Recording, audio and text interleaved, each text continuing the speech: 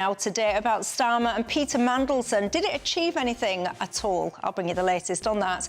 And in absolutely no surprise to anyone, a second migrants' deportation back to France has been thwarted. The only person that's actually even been sent there is a Sun newspaper journalist. You've got to laugh now, ladies and gents. I mean, come on. Donald Trump, meanwhile, he's about to land in the UK and people with absolutely nothing better to do are out protesting. So we will take you there. And new data shows unemployment is sky high, jobs and vacancies on the decline. But it's all right because Labour think they've got the answer. Employment rights for all on day one are a step closer. Your thoughts? And last but not least, some good news if you are a pensioner, and I'll bring you that.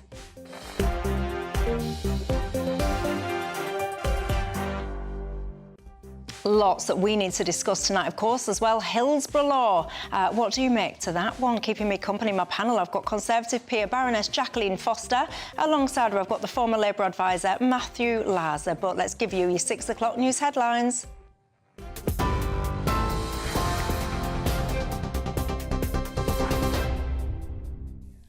Thanks, Michelle. Good evening to you. Our headline. Sir Keir Starmer's been told to apologise to Jeffrey Epstein's victims over his appointment of Peter Mandelson as ambassador to the US. A 3-hour emergency debate on the Prime Minister's handling of the affair took place in the Commons earlier. Both the Tory leader, Kemi Badenoch, and the Lib Dem leader, Sir Ed Davey, made that suggestion and also criticised the Prime Minister for skipping the session. Ms Badenoch says Sir Keir's shown no courage, no judgment and no backbone over the scandal, and says an apology isn't all that's required. The Prime Minister needs to come clean about what he knew and when he knew it. Yes. Not send his junior ministers to cover for him. The Prime Minister needs to publish the Mandelson-Epstein files in full. The Prime Minister needs to take responsibility for the appointment of Lord Mandelson as ambassador to Washington. But the Prime Minister, Mr. Speaker, is not here because he is hiding from Parliament, hiding from questions.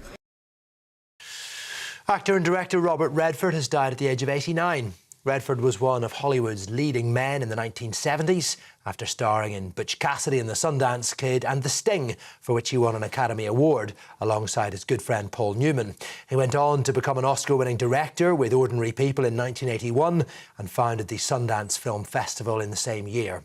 His publicist, in a statement, said the actor died in his sleep at his home in the mountains of Utah, the place he loved, surrounded by those he loved. President Trump's been speaking to reporters ahead of getting on Air Force One to fly to the UK for his second state visit. It will take place with unprecedented levels of security for the trip, which includes spending time at Windsor Castle tomorrow with the King and then with the Prime Minister on Thursday at his country residence, Chequers. Well, Trump said the Prime Minister's doing a great job and praised the King, referring to him as his friend. Israel's rejected a UN report which has concluded it has committed genocide against Palestinians in the Gaza Strip. The report says there are reasonable grounds to conclude that 4 of the 5 genocidal acts defined under international law have been carried out since the beginning of the war in 2023. UN officials have warned foreign governments that failure to prevent genocide amounts to complicity. Israel says the report is distorted and false. It comes as Israel has pressed ahead with a major ground offensive today in an effort to seize control of Gaza City. And members of the royal family gathered at Westminster Cathedral earlier to bid farewell to the Duchess of Kent. The Prince and Princess of Wales, who had paid warm tributes to the Duchess, were amongst the mourners at the Requiem Mass. The King arrived without the Queen, who had to pull out from attending because of acute sinusitis. A personal message from the Pope was read out during the service, praising the Duchess's legacy of Christian goodness and her devoted care for vulnerable people in society. And there was a rare appearance for the Duke of York, Prince Andrew, there seen behind the King on the steps of Westminster Cathedral. Those are your headlines. I'll be back with more at 7.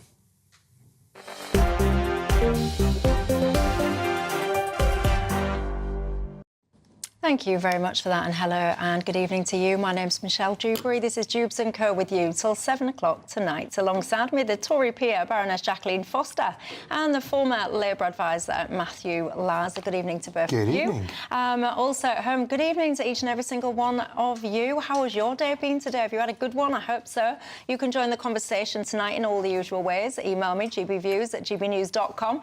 You can go to the website, gbnews.com/yoursay. You, of course, can tweet or you can X me. There are so many things that we need to discuss tonight, ladies and gents. I'll get round to them all, worry not. Are you a pensioner or about to become one? Of course, a bit of good news for you, perhaps. Coming potentially next April, state pension set to rise 4.7%. I think it is about £500. Triple lock. Very, very briefly, because we've got a lot to get through. Do you support this? Absolutely, we brought it in. Do you support it? I think the government's right to keep it to the end of this parliament, but I think in the long term it's going to become unaffordable. Do you? Yeah. So what would you do then? I think you can do the double lock, which is you just knock one of them off. Well, there are various other ideas, but you've got to wait until after the next election, and the parties have got to put forward ideas. Don't agree. We promised it, and you've got to stick with it. Well, there you go. What do you think to that at home? And even if you're a younger person, by the way, and you think this is irrelevant to me, Michelle, well, of course, we're all going to get older, God willing, at some point, aren't we? But look, I do want to murder on tonight. I've got Christopher Hope waiting in the wings to give us an update about, of course, huge amount of debate taking place in the Commons tonight about Peter Mandelson. Christopher Hope, good evening to you.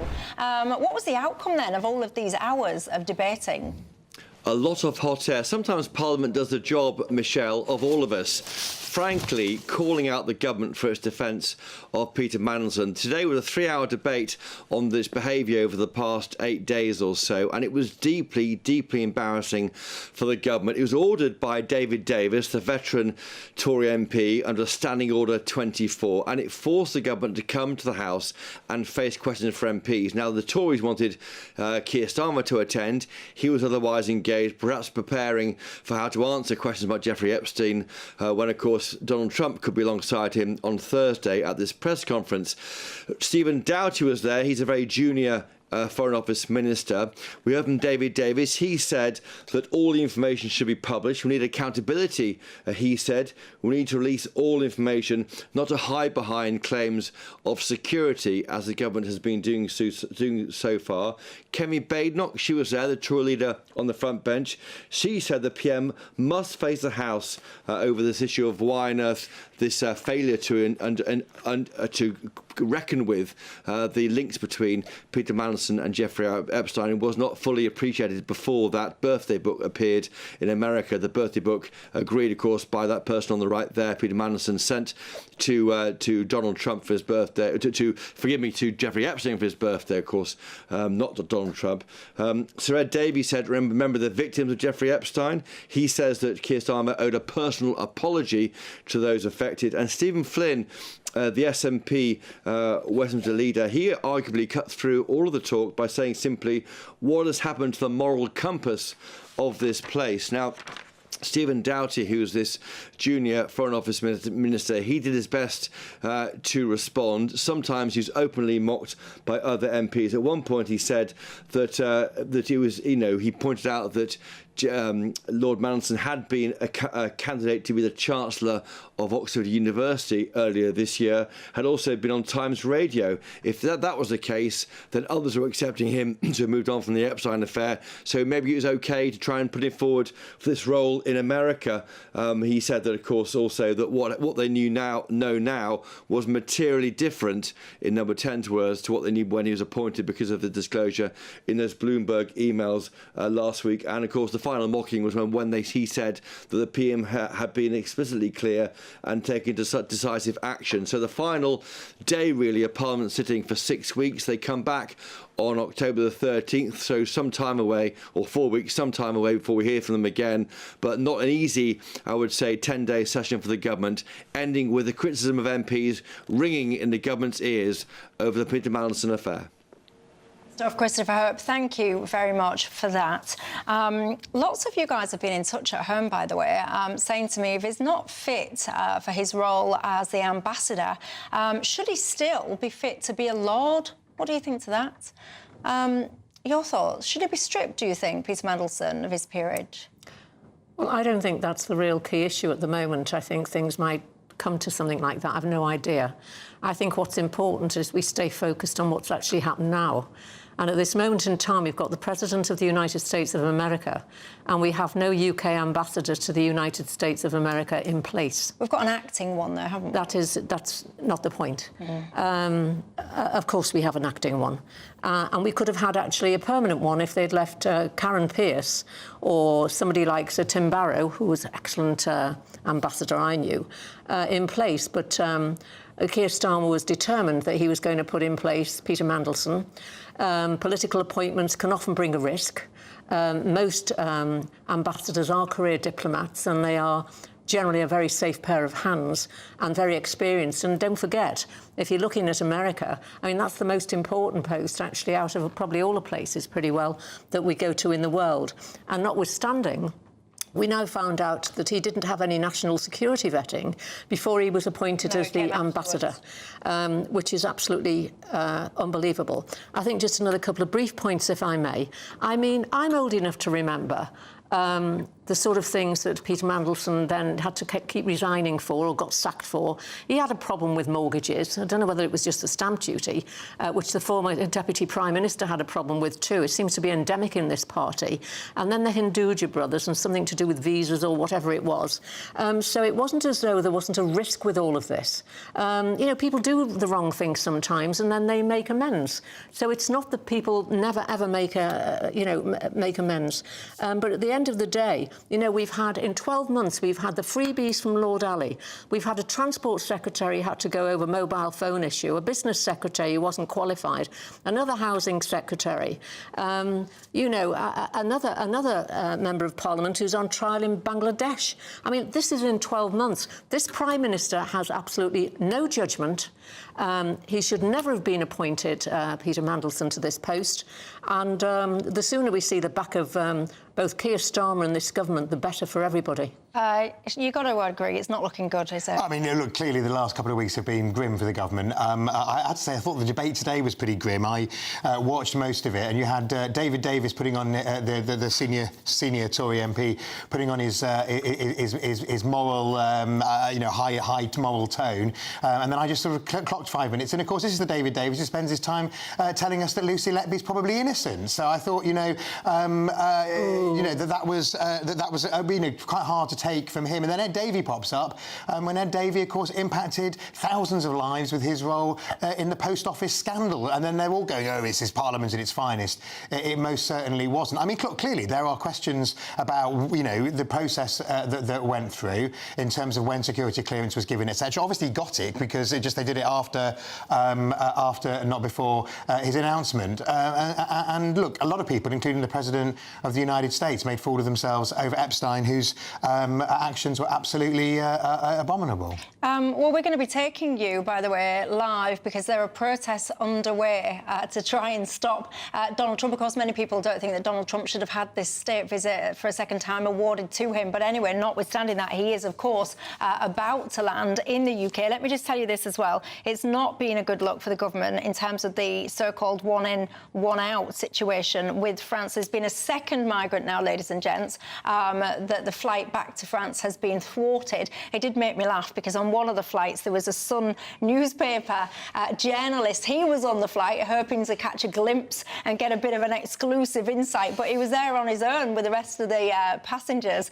Anyway, look, this ain't going to happen, is it? I think it will happen, but whether it happens at the scale that it needs to, I think, is a big question. Look, I think the government is going to have to do more than this. I think if they can get this off the ground, at the moment it's been last-minute legal challenges. If they can get it off the ground, it will be a useful part of the mix in tackling the small boats crisis. But I think you saw with the reshuffle, which now seems like a lifetime away, but was actually about 10 days ago, with Shabana Mahmood being moved into the Home Office, I think she's going to take a harder line than Yvette Cooper did. I think she really wants to cut through, and I think, I think the government's going to have a clear choice. It's either going to have to take dramatic action beyond what it's announced so far, or it's going to pay a political price. So watch this space. But I don't think that the one in, one out is the whole solution. I'm watching this space very closely indeed. Katie, don't worry about that. You know, this is 1 out and 27 in.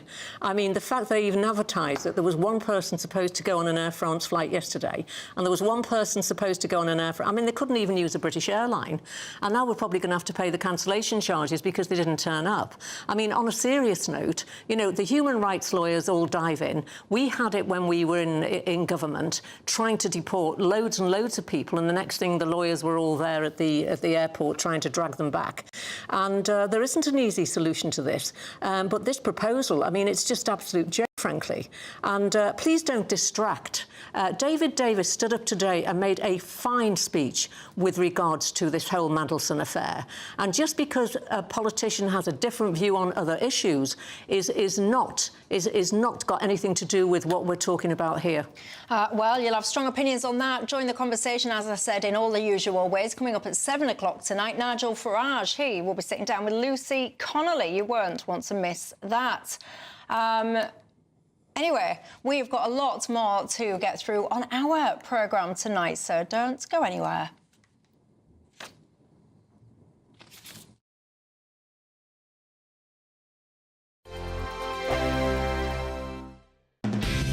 Decisions made in Washington aren't just shaping America, they're shaping Britain too. From migration to global security, from crime to health. Whatever happens in the White House today will be felt in your town or city tomorrow. That's why The Late Show is live from Washington, D.C. Cutting through the politics to show you what it all means for Britain. The Late Show Live starts Monday night at midnight. Only on GB News, Britain's news channel.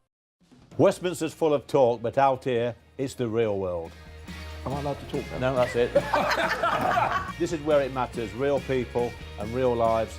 That's what politics is all about. In fact, has Trump made a good start? No. Straight answers, no spin, and just a couple of pints. How many fingers have I ever got up? About 10. So join me for Lee Anderson's Real World every Friday at 7 p.m, only on GB News. The People's Channel, Britain's news channel. You want to know what's really going on in the corridors of power? Labour don't know what to do with you half the time, and that makes you quite lethal in the chamber. Get behind the headlines with Chopper's Political Podcast. Join me, Christopher Hope, as I sit down with the great and the good of British politics. We'll see where this ruling takes us. These are the stories shaping our nation. Chopper's Political Podcast, available now on all platforms. Listen in and stay ahead. Exciting news. Every Friday, my Patrick Christie's Tonight Show is going to have a twist to it. We're welcoming some special guests. You.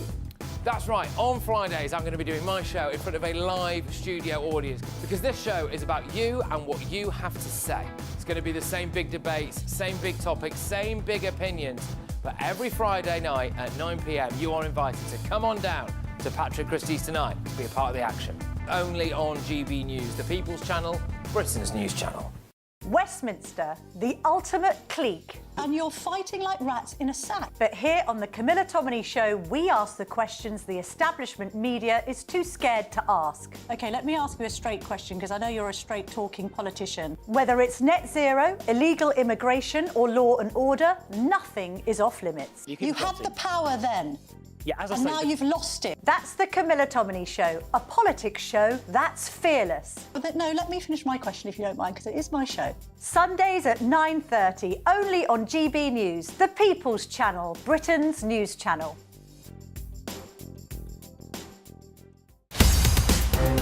In the GB newsroom, we bring you the news as it happens. With our team of dedicated journalists across the UK, we're ready to keep you up to date with what's happening every half an hour, every single day. Bulletins here on GB News, the People's Channel, Britain's news channel.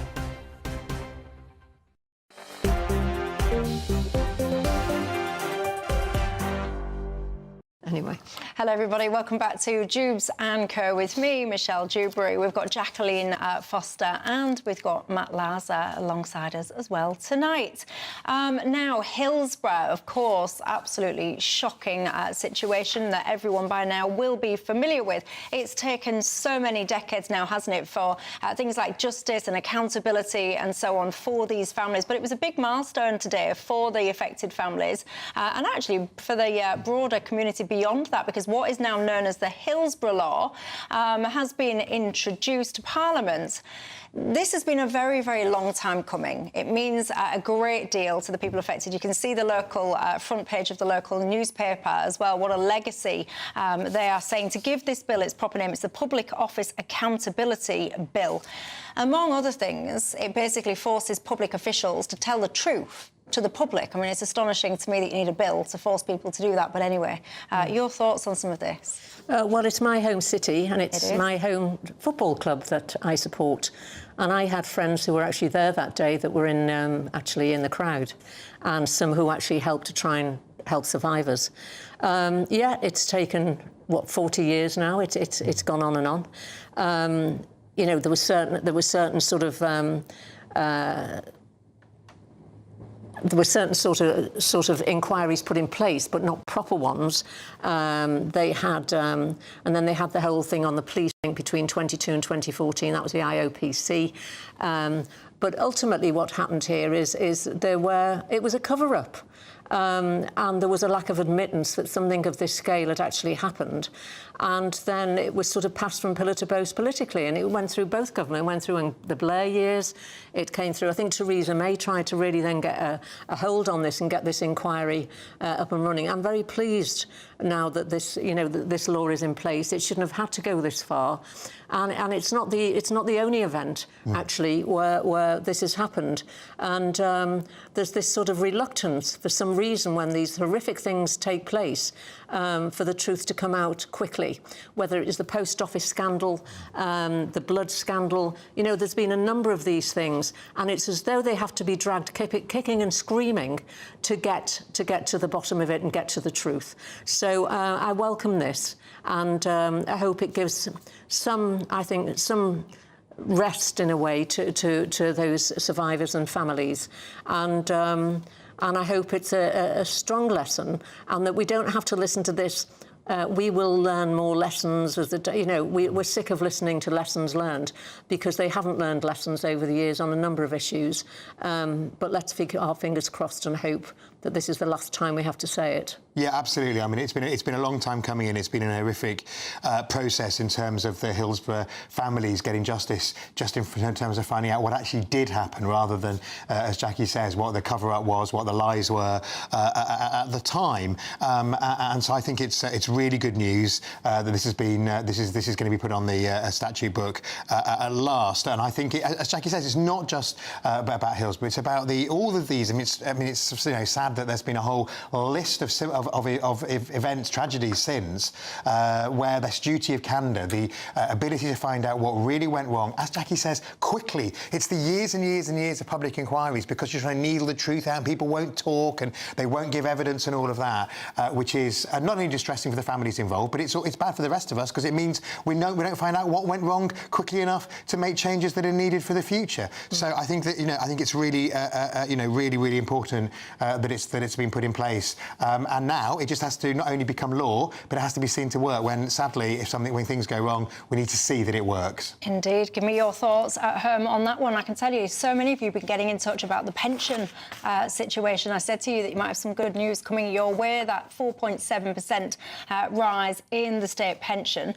Paula says, Michelle, that's great, but the tax thresholds have not been changed, so many pensioners will be pulled into paying tax. Brian says, Michelle, we constantly keep hearing about the fact that apparently we can't afford the triple lock. How come, though, we can afford public sector massive pensions, he asks. I hear you on that one. Janice says, please can you point out, because this often gets overlooked, that there are many of us on the old pension rate. We don't get anywhere near, she says, as much as many other pensioners. Philip says, Michelle, I am a pensioner, and I would be happy to have my pension aligned with the rises that MPs get.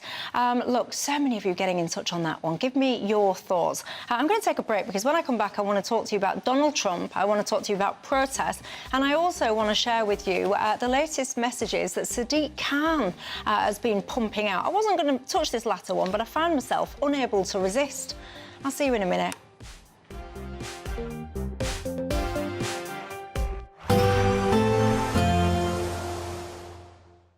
Ready to soak up that holiday sunshine? Won't we need some cover? No worries. All sorted. All Clear Travel Insurance sponsors GB News Travel Destinations Forecast. If you're wondering where you can go to avoid the UK's wind and rain, well, just about anywhere further south will do it, with a large area of high pressure bringing widespread dry and sunny weather, and in fact very warm weather to the Canaries, into Spain as well as Portugal. Central Spain at the moment seeing temperatures up to 37, 38 Celsius, much higher than average for the time of year. Not quite as hot across Central Europe, but mostly dry with plenty of sunshine, and that theme continues through the rest of the week and into the weekend. All Clear Travel Insurance sponsors GB News Travel Destinations Forecast. Evening. Yes, it's time for your latest weather update from the Met Office here on GB News. It's been by and large a fine day today. We've seen 1 or 2 heavy showers, but more wet and windy weather coming in tonight, making for a soggy start tomorrow. It should brighten up in a few places, but some areas staying damp, particularly in Wales, where we have a weather warning. And here's the reason why. Low pressure is moving in, pushing away a little ridge of high pressure. The rain already creeping into parts of the west.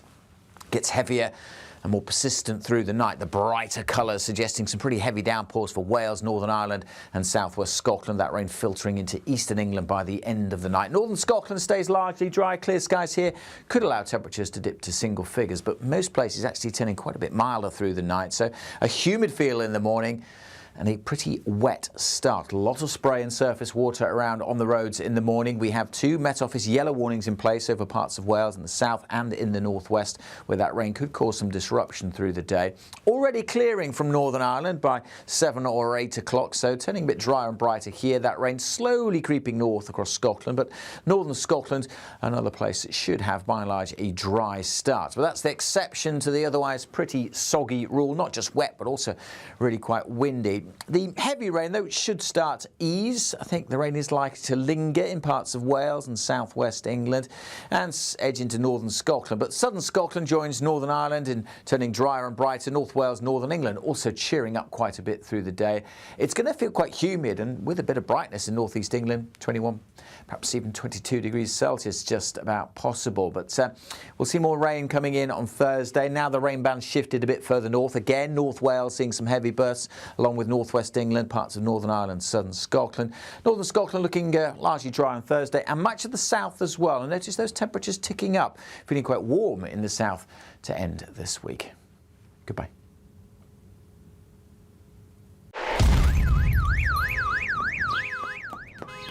Crash Law 24 sponsors GB News Traffic and Travel Report. Good evening. This is the latest AI travel news from gbnews.com. Roads across the UK face significant disruptions today.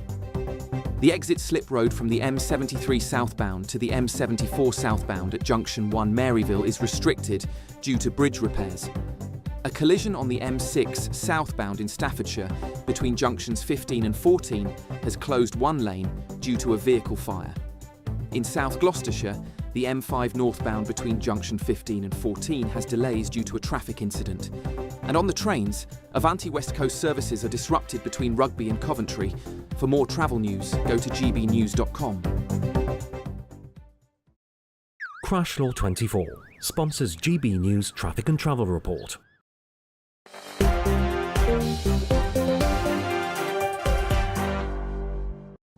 Hello everybody, welcome back to Dewbs & Co. Me, Michelle Dewberry, Jacqueline Foster and Matt Laza alongside me tonight. We were just talking about the so-called Hillsborough Law.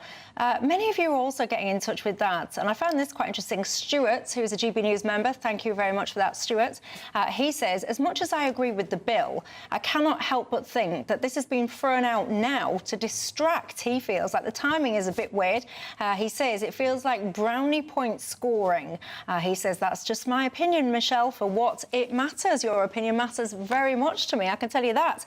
Look, above you, in the sky, shining so bright, Donald Trump currently in the air, about to land. I think he lands in about a couple of hours, I think it is. Here he is, before he departed, on his way to the UK.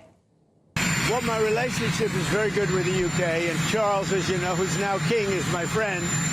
And it's the first time this has ever happened where somebody was honored twice, so it's a great honor. And this one's at Windsor. They've never used Windsor Castle for this before. They used Buckingham Palace. And I don't want to say one's better than the other, but they say Windsor Castle is the ultimate, right? So it's going to be nice. But basically, up there also on trade. They want to see if they can refine the trade deal a little bit. We made a deal, and it's a great deal. And I'm into helping them. I can tell you, there's many people out there that are not excited about Donald Trump landing on our shores, I can tell you. Let's look at one of these clips that was pulled together, trying to rally people around protesting against Trump. There's a darkness coming. It's already swallowed America, and now it's coming for us too. In 2019, we protested against Donald Trump, and we thought if we shout loud enough, maybe he'll go away. Now he's back. On September 17th, Donald Trump comes back to Britain, and the fight for our future comes to Parliament Square. Honestly, you want to watch the full clip of that when you get some time. It goes beyond weird, I can tell you that for free. The Palestine Solidarity Campaign, they say that they'll be out protesting against the official visit. They say this protest will be against the wider phenomenon of Trump's hateful and dangerous ideology and practices. It will also be about rejecting and interrupting Britain's ongoing complicity in genocide, which they say should have ended a very long time ago. So there will be interesting scenes, shall we say, tomorrow. Jacqueline, your thoughts? Well, the usual suspects are out. I think last time he came, the Mayor of London, somebody had a great blimp thing, blown up thing, whatever. And you've got this sort of ragtag and bobtail band here, all whining on about President Trump. What made me smile, actually, I saw a placard and it said violence against women. I didn't see any of these people who were actually protesting tonight who were on the streets over the grooming gangs or the rape gangs. But there you go. But I think there's like a sort of disparate group of people with all sorts of agendas. I'm delighted that President Trump is coming for a second state visit, and I think he'll have a fantastic time. Windsor is wonderful. There'll be obviously great opportunities for soft power, for that good relationship that we do have. And I understand that there'll be talks over trade, etc., later in the week. So it's hugely important, and I think the vast majority of people in the United Kingdom will be delighted that he's back. And they'll wish, actually, that it was him that was at number 10 and not Keir Starmer, who we unfortunately have at the moment. Well, I don't agree with Jackie's last point there, unsurprisingly. I'm shocked. And actually, because one of the things about British politics, I read an interesting piece the other day about Nigel Farage and Trump, because over 70% of the British people have a negative view of Trump. So I'm not quite sure that, however much they may have issues about Starmer, they want to replace him with Trump. But I do agree with you, Jackie, that it is right that he's coming for a state visit. He is the president of our largest and most important ally, and therefore I think that people protesting have every right to protest. Let them do it. But I think that it's right that Keir Starmer, but slightly through gritted teeth, because I don't think that they would be chums if they weren't in their respective jobs. They come from rather different parts of the political spectrum, but I think that they will both do the right thing. I thought clearly it was the right clip there, because he's not coming. He's conveniently coming when Parliament isn't sitting, so they don't have the embarrassment of any MPs, Lib Dems, even some Labour people walking out if he was to address a meeting of both houses, which he's done before, and if I remember correctly, and then you obviously. He's going to Windsor rather than being in London, partly for security reasons and because he won't see or hear the protests in the same way.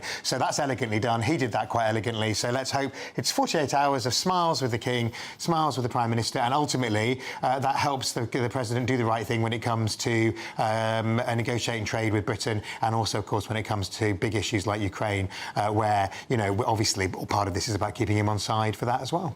Robbie Burr. On the website, I suspect that's not your real name, you say, yes, Michelle, let's have one in, one out. We could have Trump in and Starmer out. So I don't think that is going to happen. I can tell you that now. Something that caught my eye, I wasn't going to comment on this, because sometimes I think, don't be too London-centric, Michelle, but I couldn't help myself, ladies and gents. I can't help it. Sadiq Khan, he put a tweet out. I can't help it, Jacqueline, honestly. He put a tweet out yesterday. So we all know what happened at the weekend. You had the Unite the Kingdom rally. He says, I know many people, particularly from London's diverse communities, are feeling extremely worried following the events this weekend. He says it took him back to how he felt growing up in the 70s and 80s when far-right political parties marched on the street. He goes on again. He tells Londoners and proud Brits to unite and reject the far right, just as they've done before. He'll do everything that he can to challenge the far right. And he goes on and he goes on and he goes on. He goes on about how he wants to unite us all. And I'm sitting there thinking, well, if you want to reunite everybody, what you're doing, calling so many people in vast swathes far right, I thought to myself, he might sit and reflect on his words. He didn't. He doubled down. Listen to this. I want to address the events of this weekend. On Saturday, Met officers once again put themselves on the line to keep Londoners safe and facilitate the right to protest. I want to say thank you to all those involved for their work and to offer my heartfelt thoughts to those who were injured in the line of duty. I also want to take the opportunity to categorically reject the appalling racism we saw on the capital streets this weekend. As the far right attempts to sow hatred, fear and division, I know many Londoners will be feeling scared. I want to be clear, everyone, no matter their race, faith or background, is welcome here. What appalling racism that was on the streets of Britain? What is it you're referring to? And why is it not, if you want everyone to feel safe irrespective of their skin colour, rather than terrifying people of colour, constantly describing normal, average people as far right and racist and all the rest of it, because that is going to terrify people, why didn't you actually maybe, I don't know, go along, meet people, talk to people, and you would have actually have realised, Sadiq Khan, that most of those people there were just normal, average people. Yes, of course, there was some fringe, horrendous activity which nobody would condone. Most people at that match probably wouldn't have even have seen or known anything about that. And yes, of course, awful police officers attacked when doing their job. Nobody would celebrate and support that. But I also saw, by the way, Met police officers not really behaving very well at all. I saw people getting absolutely whacked in their faces with the corner of the shields who weren't even doing anything. They weren't being violent in any way. And the protesters should never have been able to meet in the first place. Jacqueline. Absolutely spot on. I mean, this is a nasty little man, is Mayor Khan. For 23 months, Londoners have put up with these pro-Palestinian, anti-Semitic hate marches practically every week. There have been hundreds of arrests, actually, during that time. And they've been allowed to continue. And these are people masked up. These are people carrying placards about Nazis and fascists and kill the Jews and all of this sort of stuff. And he's hidden behind the damn sofa for nearly 2 years.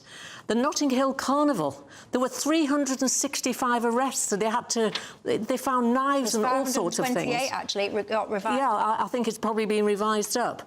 And then yesterday, to accuse the British public, of course there were some people. There's always a little margin where they want to have a bit of a punch-up with the police, and none of us condone it.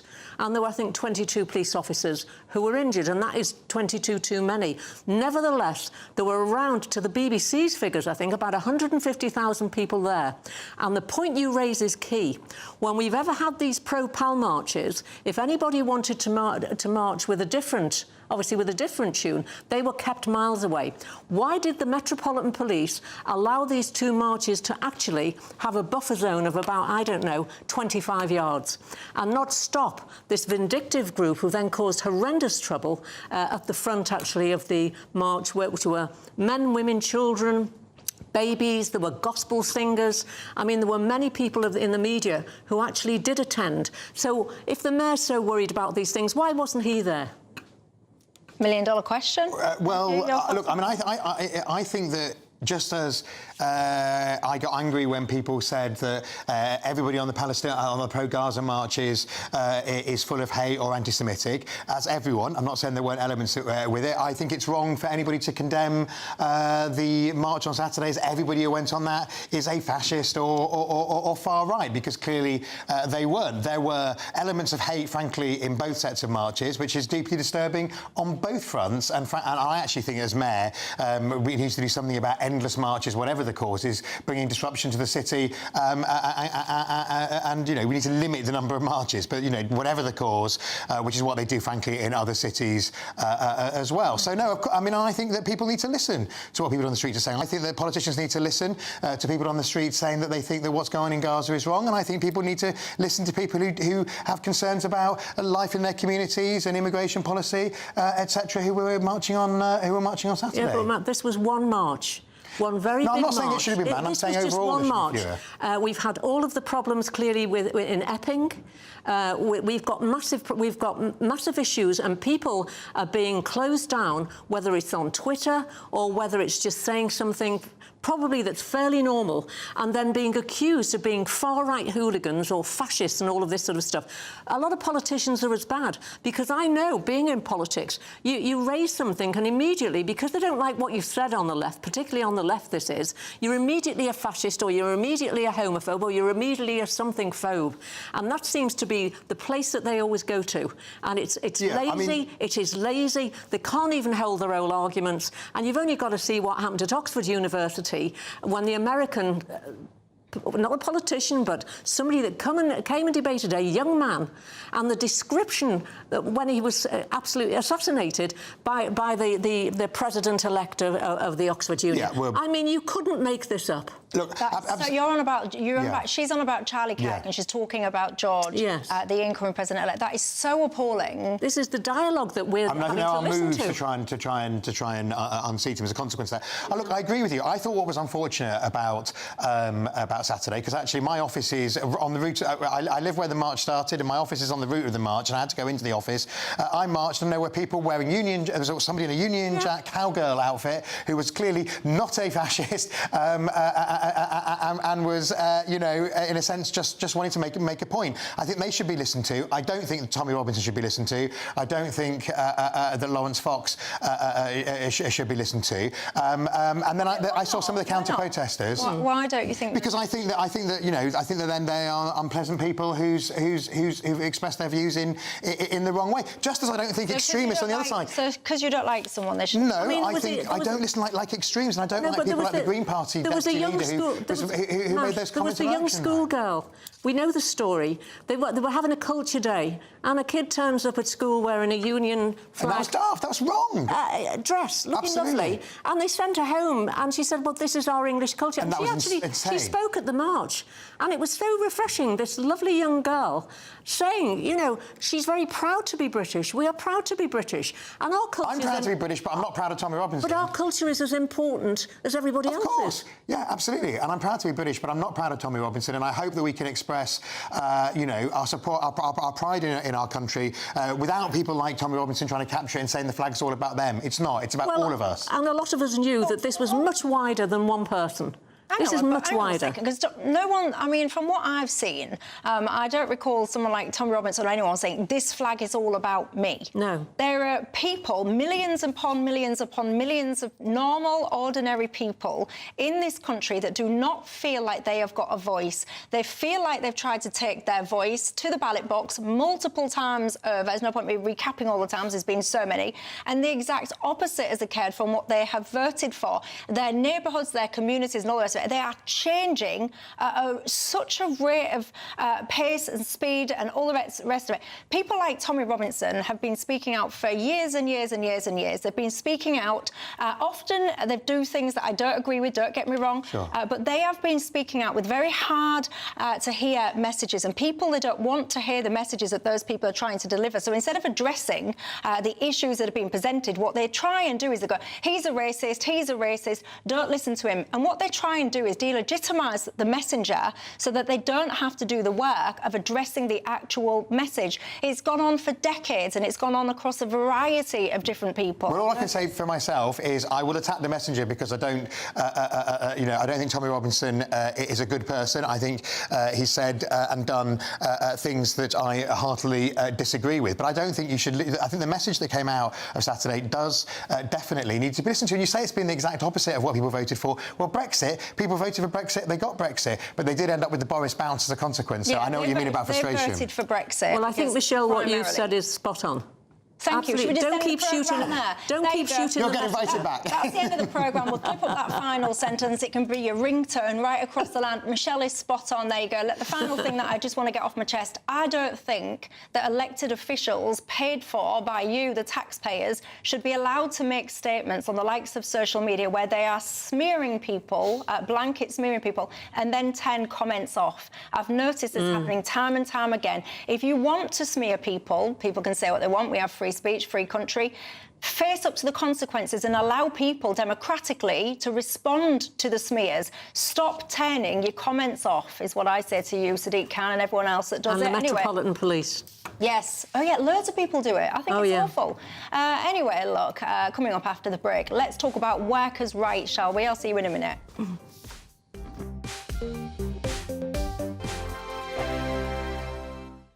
Welcome back to Britain's Newsroom with Andrew and Beth. Hello everyone, Patrick Christie is here. I'm Michelle Dewberry. Britain's News Channel. Access the stories that matter to you.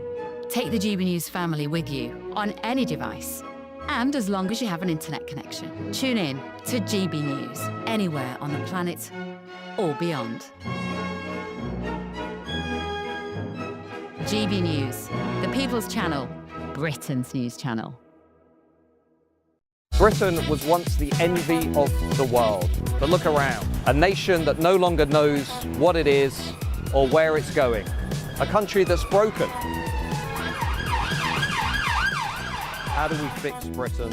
How do we bring it back? Friday night with Matt Goodwin at 8 p.m. only on GB News. It's Patrick Christie's Tonight, and here we do things differently. It's explaining the absolute madness of this, doesn't it? It's explosive. I mean, this is very good. It's lively. 850. Your government sat there, Sean, and it did nothing. It's controversial. And the Middle East has been in turmoil since before I was born. It's everything you need to kickstart your evening. Everyone's had their Weetabix tonight. I love to see it. That's Patrick Christie's Tonight, weeknights from 9 p.m. Only on GB News, the People's Channel, Britain's news channel. At GB News, we love to hear from you, our loyal community. So drop us a line at gbnews.com/yoursay. There you can talk to each other and also to the presenters live on air. gbnews.com/yoursay, because GB News is your channel, Britain's news channel. Join me, Nana Akwe, for an informative, interactive news programme with a difference. It's fun. No, he didn't say that, Dave. I'm so surprised. I think there's an element of truth to that. Join me from 3 p.m. every weekend, only on GB News, Britain's news channel. You want to know what's really going on in the corridors of power? Labour don't know what to do with you half the time, and that makes you quite lethal in the chamber. Get behind the headlines with Chopper's Political Podcast. Join me, Christopher Hope, as I sit down with the great and the good of British politics. We'll see where this ruling takes us. These are the stories shaping our nation. Chopper's Political Podcast, available now on all platforms. Listen in and stay ahead. Mornings don't have to be tiresome, especially if you have the right company. Wake up to news as it happens, opinion and debate, and of course, a little bit of entertainment too. Because when the kettle's on, we're on. That's Breakfast on GB News, a show worth waking up for. Every morning from 6 a.m. Only on the People's Channel, Britain's news channel. We'll spread the news, you spread the word.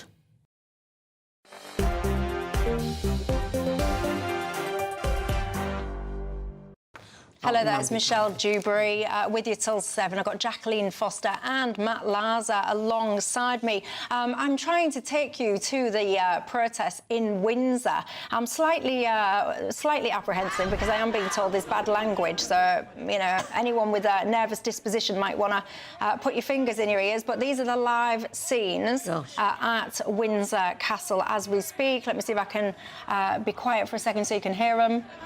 From Ukraine to Palestine, occupation is a crime. From Ukraine to Palestine, occupation is a crime. From Ukraine to Palestine, occupation is a crime. From Ukraine to Palestine.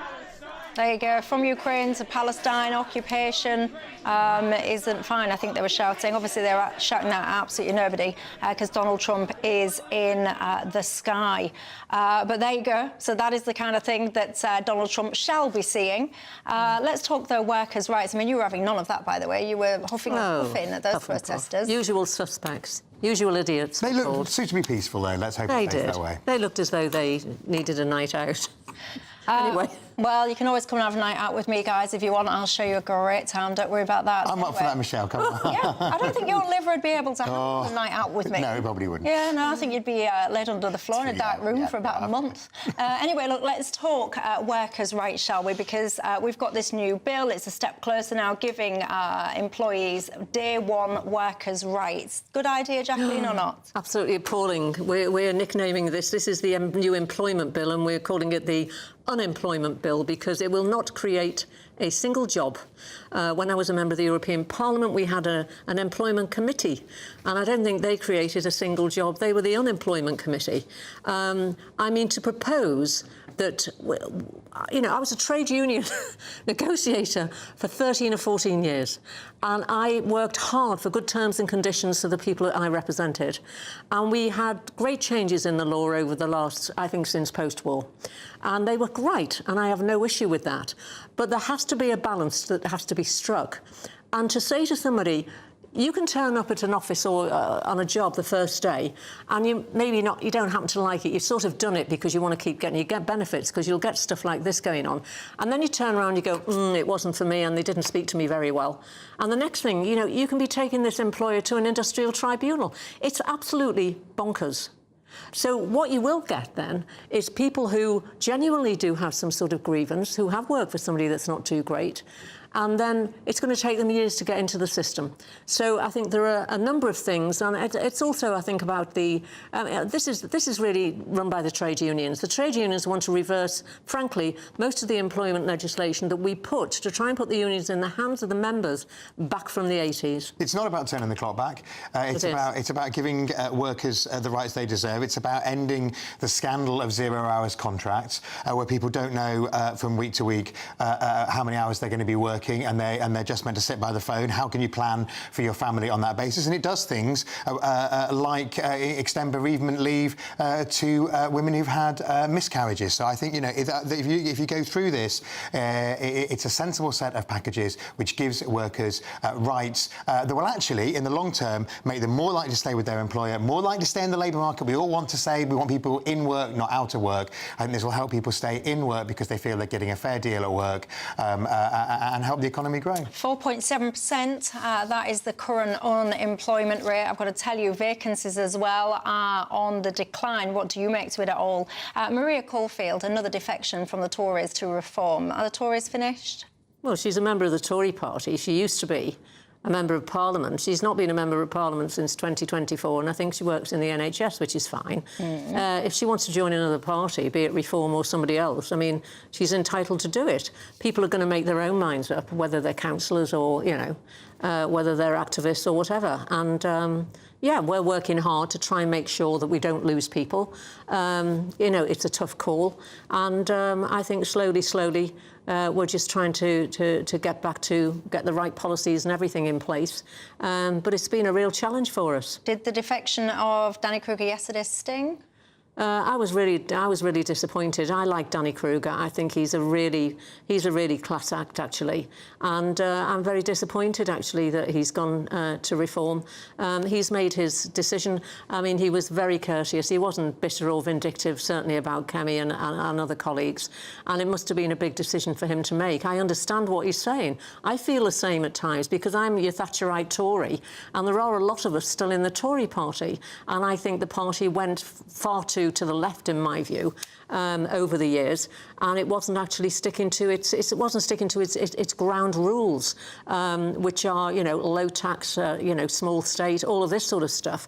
And we were wavering and ended up with people. I think I was listening to people, and I thought that they were colleagues, and they sounded as though they were Liberal Democrats or they were in the Labour Party, and that's not the party. That's not this party. Then cannot be successful like that. Well, there you go. John says, Michelle, in my view, this employment bill is going to hurt small businesses after we've already been hurt with the recent minimum wage increases and some of the other things as well. Rosemary says, Michelle, I am brown and I've decided to go on the next Tommy Robinson march. My friend is Pakistani and she goes on these marches and says that she enjoys them. She says, please, can you try and get the point across? It's not about skin colour. It's about the fact that people are united in feeling fed up.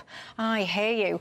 I can tell you, Philippa says, please can you clarify the amount of people that turned up on that rally at the weekend? People, one hand saying 110,000, 150,000, the other hand saying 3 million people. I can tell you, I don't know the exact figure, but I do know that it looked like way over 100,000 to me, just using my eyesight alone. I grant you that is not a scientific method, but whatever the number is, it reached millions upon millions of people, not least with the streaming of it as well. So I can tell you, many, many people in their millions fed up right now. Anyway, look, thanks to the panel. Thanks to you at home. Have a good night. I'll see you tomorrow in Windsor. Woohoo! Night. Expect warm spells with the odd rude interruption. Boxed Boilers sponsors the weather on GB News. Evening. Yes, it's time for your latest weather update from the Met Office here on GB News. It's been by and large a fine day today. We've seen one or two heavy showers, but more wet and windy weather coming in tonight, making for a soggy start tomorrow. It should brighten up in a few places, but some areas staying damp, particularly in Wales, where we have a weather warning. And here's the reason why. Low pressure is moving in, pushing away a little ridge of high pressure. The rain already creeping into parts of the west gets heavier and more persistent through the night. The brighter colours suggesting some pretty heavy downpours for Wales, Northern Ireland and southwest Scotland. That rain filtering into eastern England by the end of the night. Northern Scotland stays largely dry. Clear skies here could allow temperatures to dip to single figures, but most places actually turning quite a bit milder through the night. So a humid feel in the morning and a pretty wet start. A lot of spray and surface water around on the roads in the morning. We have two Met Office yellow warnings in place over parts of Wales in the south and in the northwest, where that rain could cause some disruption through the day. Already clearing from Northern Ireland by 7 or 8 o'clock, so turning a bit drier and brighter here. That rain slowly creeping north across Scotland, but northern Scotland, another place that should have by and large a dry start. But that's the exception to the otherwise pretty soggy rule. Not just wet, but also really quite windy. The heavy rain, though, should start to ease. I think the rain is likely to linger in parts of Wales and southwest England and edge into northern Scotland. But southern Scotland joins Northern Ireland in turning drier and brighter. North Wales, northern England also cheering up quite a bit through the day. It's going to feel quite humid and with a bit of brightness in northeast England, 21, perhaps even 22 degrees Celsius, just about possible. But we'll see more rain coming in on Thursday. Now the rain band shifted a bit further north. Again, North Wales seeing some heavy bursts, along with northwest England, parts of Northern Ireland, southern Scotland. Northern Scotland looking largely dry on Thursday, and much of the south as well. And notice those temperatures ticking up, feeling quite warm in the south to end this week. Goodbye. Expect warm spells with the odd rude interruption. Boxed Boilers sponsors the weather on GB News.